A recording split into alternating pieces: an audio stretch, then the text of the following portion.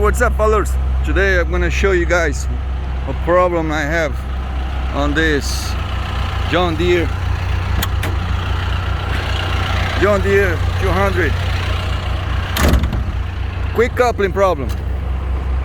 I tried to open up, it didn't open. So we got this system right here. We did all this process, go through the tag right there, none of it working.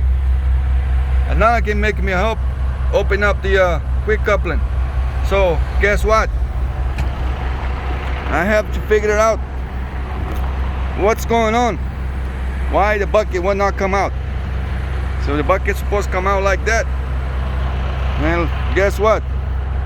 I checked the whole tank all the way around. Didn't find anything.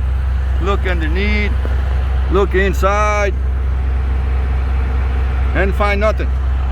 And then come over here on this part. I see this bolt right here. See this bolt right there? This bolt. They touching on this quick tank right here, and then open up. So this bolt is all loose. That's why I cannot open. So I did adjustment on this bolt, resolves the problem. Like for see more tricks and trips like this. Thank you.